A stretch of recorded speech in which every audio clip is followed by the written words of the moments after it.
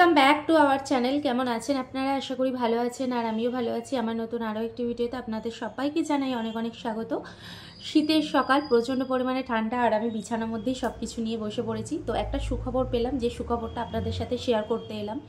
সেটা হচ্ছে আমার চ্যানেলে মনিটাইজেশন চলে যাওয়ার পরও আমি মনিটাইজেশন কিভাবে ফিরে পেলাম, সবটাই আজকে আপনাদের সাথে শেয়ার করব এই ভিডিওর মাধ্যমে। আর মাত্র আমি 3 মাসের মধ্যে আমার চ্যানেলে আমি মনিটাইজেশন কিভাবে অন করলাম সেটারও টিপস আপনাদের সাথে আজকে শেয়ার করব।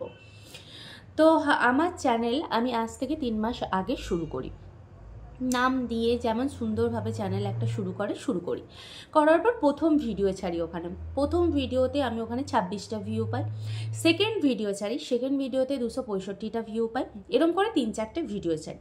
3-4টে ভিডিও ছাড়বার পর আমার এক বন্ধু আমাকে একটু হেল্প করতে আমার ওয়াচ টাইমও উঠছিল না। তো শর্ট ভিডিও ও ছাড়বার কথা বললো, তো শর্ট ভিডিও ছাড়ছিলাম। ছাড়তে ওখানে মোটামুটি 100খানা সাবস্ক্রাইবার হলো। কিন্তু 100টা সাবস্ক্রাইবারে তো আমি আর চ্যানেল মনি অন করতে পারবো না। এদিকে আমার ওয়াচ টাইমও দরকার, এদিকে আমার 100টা সাবস্ক্রাইবার রয়েছে, আমার বেশি করে সাবস্ক্রাইবারেরও প্রয়োজন। তো তখন আমি ইনস্টাগ্রামেতে যে ক্যাট ডান্সগুলো হয় সেরকম তুলে আমি বেশ 3-4টের মতো আমার চ্যানেলে ছাড়ি। তো সেখান থেকে দেখলাম আমার বেশ ওই সাবস্ক্রাইবারটা উঠে গেল।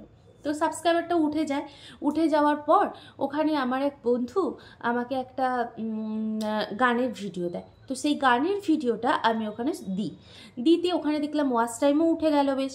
তো সব কিছু মিলিয়ে আমি কোনো কিছু রিমুভ না করে চ্যানেলটাকে মনি অন করতে দিই। প্রায় চ্যানেল খোলার 1.5 মাস পরে আমি মনি অন করতে দিই। তো 1.5 মাস না, 2 মাস পরে মনি অন করতে দিই। মনি অন করতে দেওয়ার পর তো রাত্রিবেলা মনি অন করতে দিয়েছিলাম। পরের দিন সকালবেলা আমার চ্যানেলে মনি ডিসেবল করে দিল, রিকন্টেন্ট দেখানোর পর মনটা ভীষণ খারাপ হয়ে যায়। প্রচণ্ড পরিমাণে মনটা খারাপ হয়। মনে মনে ভাবি যে এত কষ্ট করে ভিডিওগুলো করলাম আর চ্যানেলটা মনি অন করতে পারলাম না, আর্নের যোগ্য করতে পারলাম না, তাহলে ভিডিও করে কি করব বলে চ্যানেলটাকে আমি প্রায় ওই 1 সপ্তাহ 1.5 সপ্তাহ না 1.5 সপ্তাহ না, প্রায় 15 দিনের মতো বন্ধ করে রাখলাম। কারণ ওখানে একটা চিহ্ন আসে, সেখানে দেখালো যে অ্যাপ্লাই করতে বলছিল।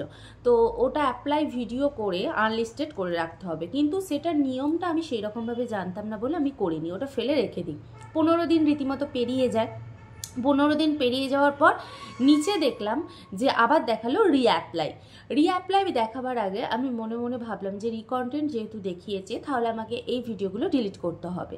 তো সব ভিডিও ডিলিট করবার পর আমার চ্যানেলে কিন্তু ওয়াচ টাইম কমে যায়। তো ওয়াচ টাইম কমে যেতে আমি আরও ভিডিও ছাড়ার পর সেখান থেকে ওয়াচ টাইমটা মোটামুটি উঠে যায় 3 মাসের মধ্যেই, আরও 1 মাসের মধ্যে। তো ওয়াচ টাইমটা উঠে যেতে আমি কি করি, কালকে রাত্রিবেলা যেটা হয় সেটা হচ্ছে কালকে রাত্রিবেলা আমি ওটাকে মনি অন করতে দিই। তো আজকে সকালবেলা খানিকটা আগে দেখলাম যে আমার চ্যানেলে মনি অন হয়ে গেছে।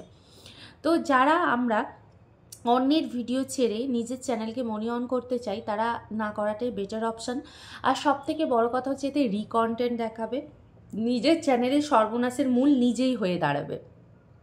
আর একটা যেটা জিনিস সেটা হচ্ছে সকলে বলে মন দিয়ে কাজ করলে নাকি জীবনে তুমি পূর্ণতা পাবে। তো আমি পূর্ণতা পাবো কি না আমি জানি না, তবে আমি মন দিয়ে আগে অনেক কাজ করতে চাই, অনেক কাজ করব এবং আগে গিয়ে অনেক অনেক অনেক বড় হতে চাই।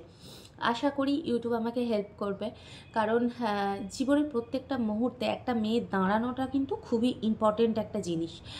তো আমি নিজের পায়ে নিজের মতো করে সুন্দরভাবে দাঁড়াতে চাই, ব্যাস, আর কিছুই না। আর কিছুই না করে যে আমি চ্যানেলটা মনি অন করতে পারবো, সত্যি আমি ভাবিনি। সব কিছুই আপনাদের জন্য এবং সব কিছুই আমার ওই বান্ধবীর জন্য। তো যাই হোক বন্ধুরা, আজকের ভিডিওটা এতটুকু। কেমন লাগলো অবশ্যই কমেন্ট বক্সে জানাবেন। ভালো থাকবেন।